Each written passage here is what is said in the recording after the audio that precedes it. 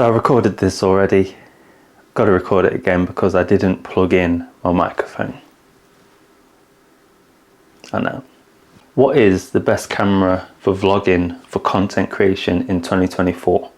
I think that depends entirely on what it is you want the camera for. Are you gaming? Are you doing live streams on FIFA, on Call of Duty, on anything like that?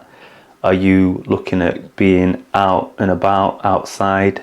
Or are you looking to do headshots like this where you're in your house or you're downstairs, it's on a table, it's on a tripod and you're talking to the camera, just you and your thoughts? It all depends on what it is you need it for. If you're out mountain biking, probably the best camera for you is an action camera. If you're doing more a standard vlog like this, like what I do in my other videos, I would say, in my opinion, you need a camera with interchangeable lenses. You don't need a full frame camera at this point. You probably don't need a full frame camera at all, I don't think, because everything I need a camera for, I can get from a smaller camera like the Sony ZV E10. If you're out and about, you may need something like the DJI Pocket 3, although that does have its limitations and we'll get onto that in this video as well.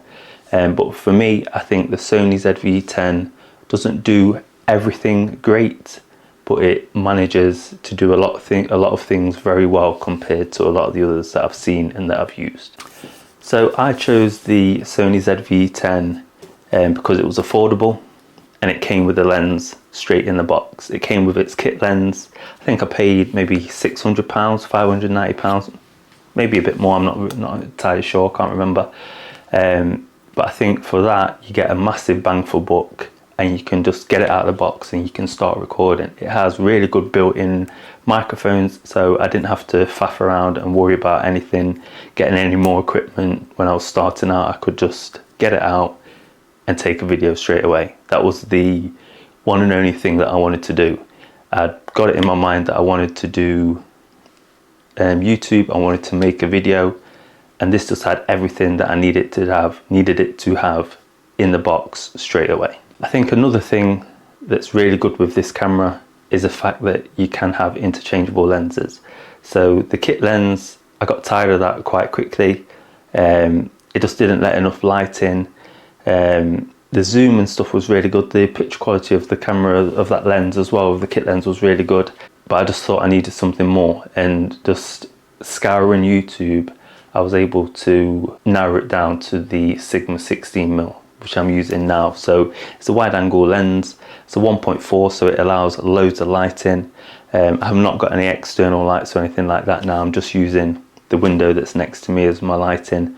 But the Sigma was able just to boost everything. I just felt that the video quality of this lens is mega, and when it's paired with the Sony, I think it's a match made in heaven. When I said that this camera doesn't do everything great, I mean photography. It's very, very good at photos, and I mean it's really good at photos. When you're using the screen to take your photos and to focus peak, if you've got a manual lens like the Mikey, it's really good. But what I found out for the first time, it just, obviously summer's around the corner now in England, and the first time I was out at an airfield yesterday. I will put some shots and some videos of that.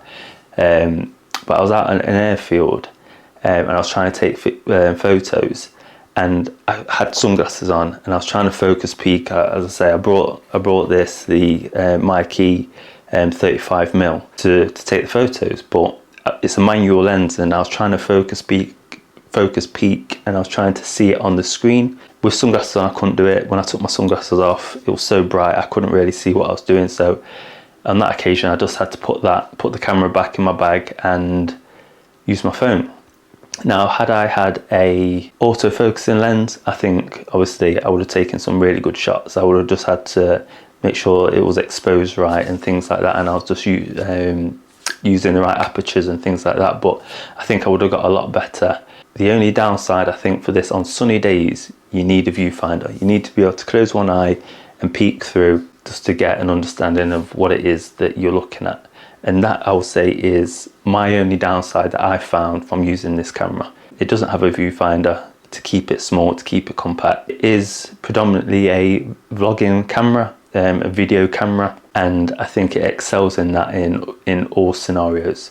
So I would definitely say it's 80% vlogging, 20%, 70% vlogging, 30% photo. It's still fully capable of taking good photos, but it's excellent at taking video. I was also looking at the DJI Pocket 3, which again is a brilliant camera, more pocketable and more of an everyday carry than I say this is. The only downside is it is just a fixed focal length. So it is, I think it's 20mm, which is a brilliant focal length, can take some really good shots, really good in low light as well, that camera. But just maybe when you want to switch things up, when you want to change it, when you want to do something different, you're not able to. It's that thing where you hold it at arm's length and take photos, or you stick it somewhere and you take photo or take videos. It's not a good photo camera at all, the DJI Pocket 3, but it doesn't have to be. It suits its scenario brilliantly, whereas this, I think, suits video brilliantly and photo really well as well. So I also want to shout out mobile phone cameras. I've recently got the Honor Magic 6 that I've made quite a few. I've made a couple of videos about. Excellent camera, excellent videos coming from that camera, really good. So I think if you have a main camera like this and you've also got a decent camera in your pocket to take other shots with when you may be out and about, you can only get your phone out, you're not able to get your camera out. Mobile phone market is booming with good cameras that you can use as a secondary camera, as a B cam, to go alongside your main camera. So I think the mobile phones, in addition to this, you're smashing it. You're one up on a lot of people because you're actually using it, when a lot of people think I can only use this or I can only use that. No, you can use, obviously, that you can mash them all together. You've got more footage, you've got more things that you can choose from when you're piecing all your video together, and I think that makes a massive difference.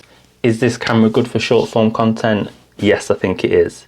Obviously, a lot of the editing, most if not all editing software now gives you the option to crop in, so you can get that narrow shot, which is good for mobile phones, and the quality is still really good. So Sony ZV E10 for me, obviously I've got it, brilliant choice, but you don't necessarily just need the Sony ZV E10. You just need, in my opinion, an APS-C camera. Save yourself some money instead of getting a full frame camera. Don't just buy into the hype and think you need a full frame camera unless you know exactly what it is you're doing and you know a full frame camera is where it's at for that scenario of or genre of what you're taking videos of.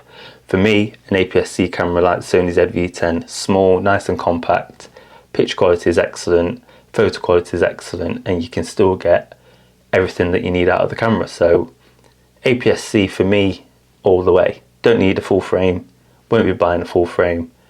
APS-C, don't make me eat my words, and in a couple of years buy a full frame. APS-C, keep doing what you're doing. I had a comment recently on one of the videos that I did when I was just talking about the phone that I was using, and it sticks with me. I screenshotted it and I save it, and it was, I can't remember exactly what it was, but it was something like, you can have poor gear and make excellent content, and you can have excellent gear and make shit content.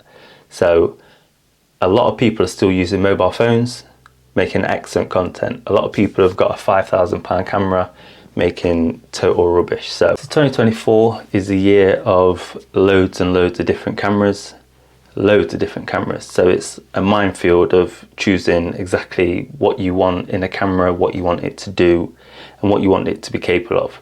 So I think to round this all up, the best camera is an interchangeable lens camera, possibly one that can shoot 4K. If you need to lower it to 1080p, you've got that option.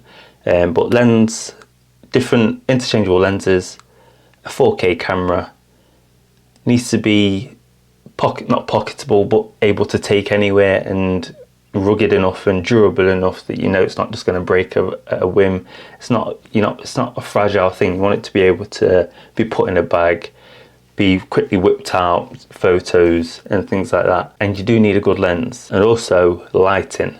So all these things come into what is the best camera, because you need to have all these things in the back of your head that you're thinking about.